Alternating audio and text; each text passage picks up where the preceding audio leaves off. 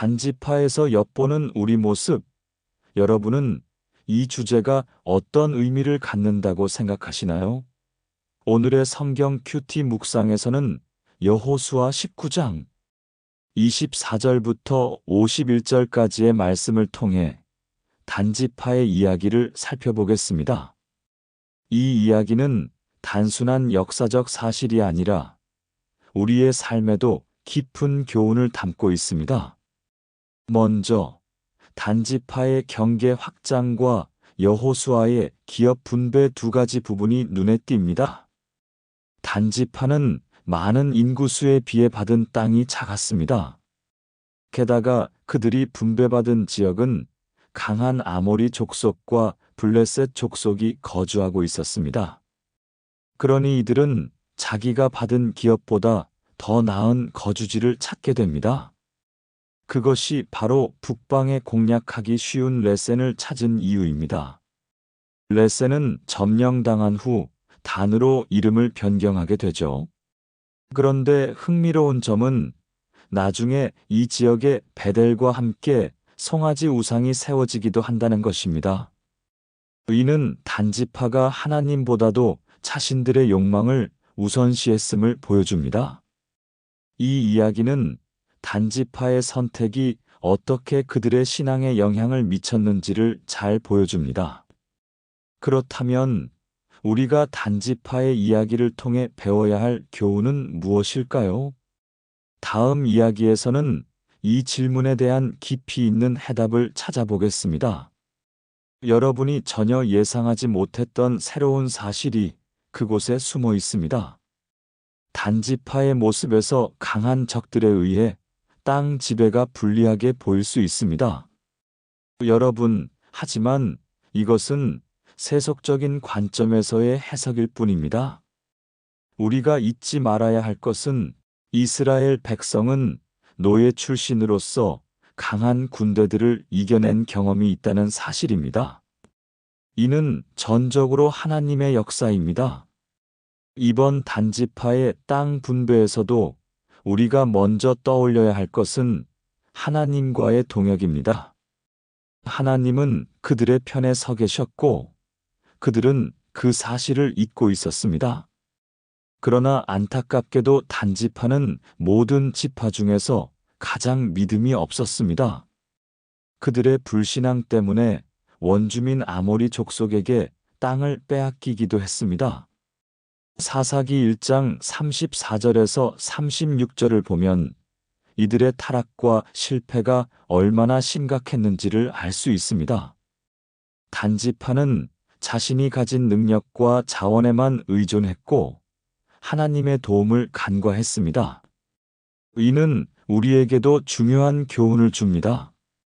우리가 현재의 어려움에 직면했을 때 하나님을 잊고 세속적인 힘만을 믿는다면 결국 우리는 큰 손해를 보게 됩니다.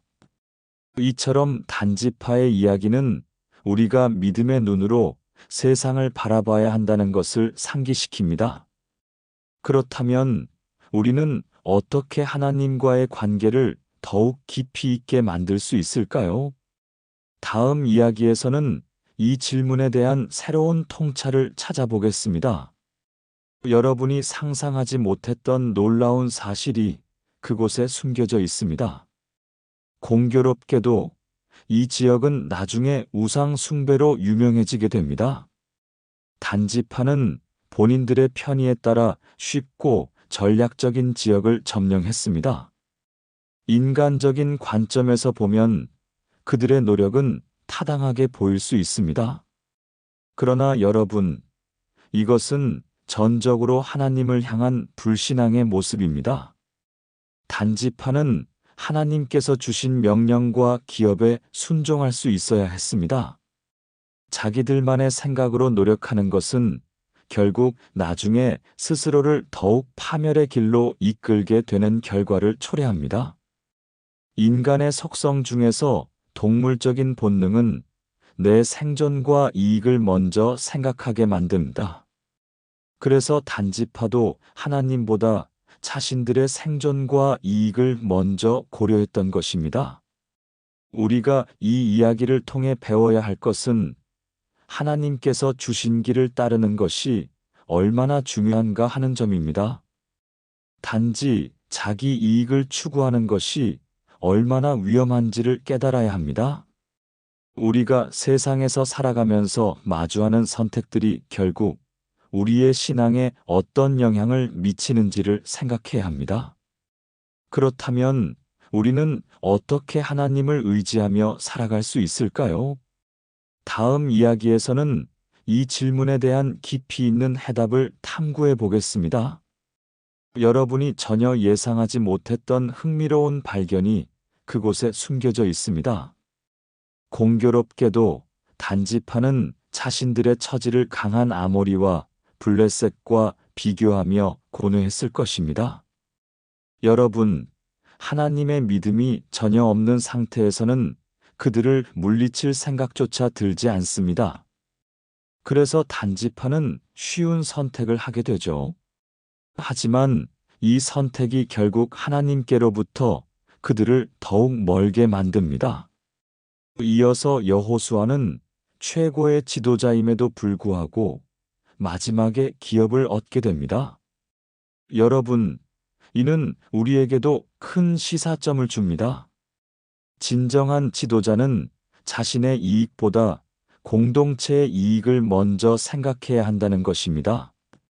진정한 리더는 공동체를 위해 자신이 먼저 희생하고 양보할 수 있어야 합니다.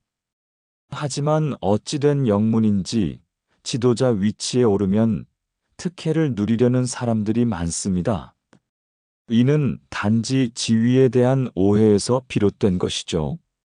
리더십의 본질은 권력을 행사하는 것이 아니라 책임을 지는 데 있습니다. 이처럼 여호수아의 모습은 우리에게 중요한 교훈을 줍니다. 우리가 진정한 리더가 되기 위해서는 어떻게 해야 할까요? 다음 이야기에서는 이 질문에 대한 더 깊은 통찰을 찾아보겠습니다. 여러분이 생각하지 못한 새로운 관점이 그곳에 숨겨져 있습니다. 이 또한 인간 속성 중에 있는 동물적 생존 본능으로 인한 이기심 때문입니다. 여러분, 여호수아의 모습은 단지파와 대조적입니다.